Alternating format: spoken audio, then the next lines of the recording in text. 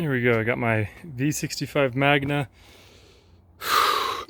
It's got an M unit, but the wiring's still pretty messy. It was running a little while ago, and then it stopped running on the right 2 cylinders, so not even on the same bank.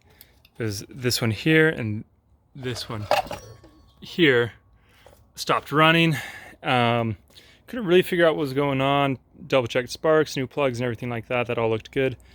So then I went and pulled the carburetors. Carburetors actually turned out to be pretty good. Obviously they can always use a little bit of cleaning, but for the most part they were good when I threw them back together. This one right here had a massive leak. The sealant I was using was a little bit old, so I don't think it really worked as well as it should have. But I'm gonna get that taken care of right now once I make sure this is all cleaned. But the bike's pretty sweet. We've got the oil mod on here coming from this attachment next to the oil filter. Loops around, goes to each bank of cylinders, just increases the amount of oil that goes to them here and here versus the stock one, which I believe came from back here somewhere. I don't really remember. Anyways, and fed an oil line through, and maybe it came from the other side. But what was my issue actually was my fuel pump here. The old one was bad.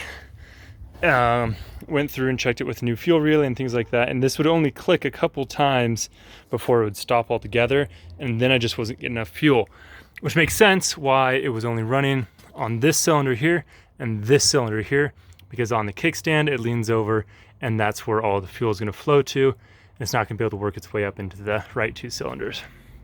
So for now, I'm gonna get the carburetors put back together without any leaks, and then get the fuel pump in where it's supposed to be. I'm gonna clean up this wiring a bit more. There's only so much you can do. A lot of that just has to go to the spark units.